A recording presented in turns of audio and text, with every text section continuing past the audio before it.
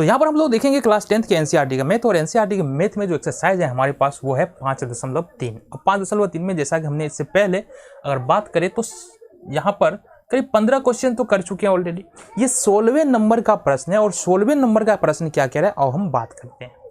16वें number का प्रश्न बिल्कुल आसान सा प्रश्न है। किसी स्कूल के विद्यार्थियों को उनके समग्र शैक्षणिक प्रदर्शन के लिए 7 नगद पुरस्कार देने के लिए 700 रुपया राशि रखी गई है। अब समझो कुछ बातों को यहाँ पर हमको समझ लेना पड़ेगा, तब जाकर हम प्रश्न में आगे बढ़ेंगे। तो यहाँ पर जो देखेंगे ना, स्कूल में हो सकता है तुम लोग के स्कूल में टेस्ट होता है, ठीक है। मान लो कि पूरे साल का या 6 महीना का टेस्ट, जितना भी मंथली टेस्ट हुआ है, उस 6 महीना में जितने भी स्टूडेंट आए हैं उसमें से प्रथम 7 स्टूडेंट को कुछ प्राइज मिलेगा। क्या मिलेगा? प्राइज मिलेगा। 7 प्राइज रखा गया है। कितना? और 7 प्राइज में कुल रुपया कितना बंटना है? 700 रुपया बंटना है। कितना बंटना है? 700 रुपया बंटना है। मेनली बात यही है। चलो देखो यहाँ से, तो यहाँ पर हम एक बात देखें, कुल पुरस्कार की राशि कितनी है? कुल पुरस्कार की राशि कितनी है? 700 रुपया दिया हुआ है प्रश्न में, 700 रुपया, ठीक है। देन पुरस्कारों की संख्या कितना है? पुरस्कारों की संख्या ये कितना है? ये है हमारे पास 7। कुल कितने पुरस्कार है? 7 है। एक और महत्वपूर्ण बात है जो तुमको समझना पड़ेगा, तब जाके इस प्रश्न में आगे बढ़ सकते हो। यदि प्रत्येक पुरस्कार अपने से ठीक पहले पुरस्कार से 20 रुपया कम है, सपोज एक मान ले कि अगर पहला प्रथम पुरस्कार 100 रुपया का है तो उसका अगला पुरस्कार 80 रुपया का है, उसका अगला पुरस्कार 60 रुपये का है, उसका अगला पुरस्कार 40 रुपये का। इस प्रकार से पुरस्कार दिए जा रहे हैं। तो यहाँ पर यदि हम मान ले, यदि प्रथम पुरस्कार का मूल्य यदि हम मान ले 100 रुपया, तो दूसरा पुरस्कार कितने रुपया का होगा? दूसरे पुरस्कार का मूल्य कितना रुपया का होगा? ये हो जाएगा तुमको x - 20 रुपया। इसी तरह से तीसरे पुरस्कार का मूल्य कितना होगा? तीसरे पुरस्कार का मूल्य क्या होगा? मूल्य क्या होगा? x - 40 रुपया। इस तरह से करते करते करते करते कहाँ पर जाएंगे? 7वां पुरस्कार तक जाना है हमको। कहाँ तक? 7वां पुरस्कार तक जाना है। अब अगर जो पुरस्कार है ना, क्रम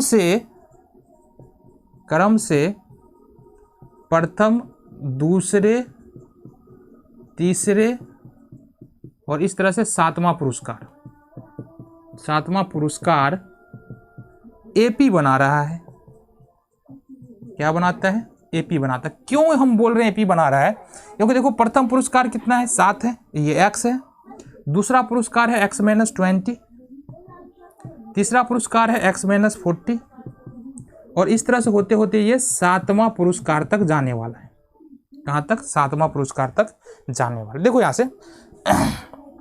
यहाँ से x और x - 20 के बीच में अंतर कितने का है? -20 का है। x - 20 और -40 के बीच में अंतर, x - 40 के बीच में अंतर कितने का है?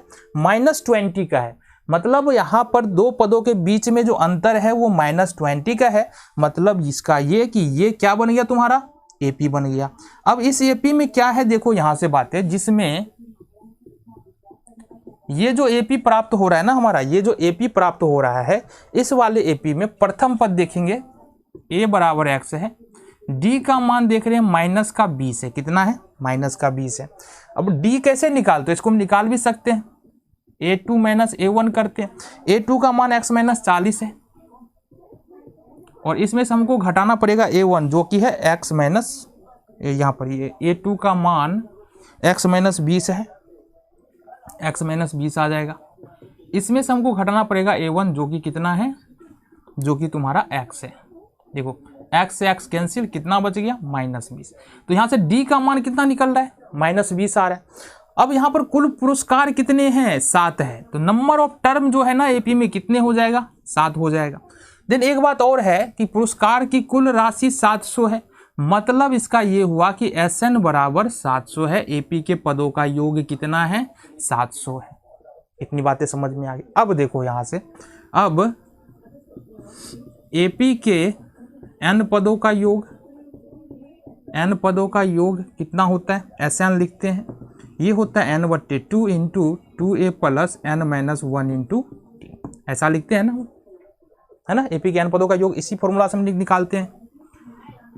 हमको चाहिए S7 बाबू, तो ये हो जाएगा 7/2, 2 इंटू ए का मान है x प्लस n माइनस 1 कहने का मतलब है n का मान है 7 माइनस 1 और d का मान जैसा कि तुमको पता है कितना है माइनस का 20। ये निकल के आ रहा है तुम्हारा। ये भी दिया है, S7 भी दिया है, कितना दिया है 700 दिया है, 7/2 हो जाएगा, 2x हो जाएगा, प्लस में 7 में से घटाएंगे 6 और 20 छा का माइनस 120, ये हो जाएगा तुम्हारा। ठीक है, क्लियर है, यहाँ तक कोई समस्या नहीं होनी चाहिए। आ जाओ आगे आ जाओ। अब देखो अगर कोना कोनी गुना करे, इसके नीचे में एक है 2 आ जाएगा 7 के ऊपर में, मतलब ये हो जाएगा 700 गुने 2 और ये 7 आ जाएगा इस नीचे में, तो 7 आ गया, बराबर ये कितना हो गया तुम्हारा 2x और 2x माइनस का 120। अब देखो 7 को करेंगे 700 से, अगर 700 में 7 से भाग दे तो बचेगा 100, 100 दूना 200। अब 200 देखो यहाँ से अगर 120 को अपन इधर ले आए तो क्या होगा, माइनस में इधर आके प्लस में हो जाएगा 120, बराबर में 2x। इधर देखें ये कितना हो गया 2x बराबर 200 और 120 कितना होगा 320 और x बराबर यहाँ से देखते हैं 320 बट्टे में 2 यानी कि ये होगा 160। तो यहाँ पर x हमारा कितना निकल रहा है, x निकल रहा है 160 और x माना था हमने प्रथम पुरस्कार, है ना। अतः प्रथम पुरस्कार x बराबर 160। इस तरह से हम क्या कर सकते हैं, 20-20 कम करते जाएंगे तो दूसरा, तीसरा, चौथा, पांचवा पुरस्कार हमको मिल जाएगा। इसका मतलब जो अगला पुरस्कार है दूसरा, तीसरा, चौथा क्या हो जाएगा, ये हो जाएगा तुम्हारा 140, 120, 180, 60, कितना हो गया 1 2 3 4 5 6 और 40। ये कुल 7 पुरस्कार है जो विद्यार्थियों को उनके शैक्षणिक समग्र प्रदर्शन पर मिलने वाले ही। तो ये तुम्हारा प्रश्न संख्या कितना हो गया, ये हो गया 16वें नंबर का प्रश्न। अगले प्रश्न को देखिए, आओ।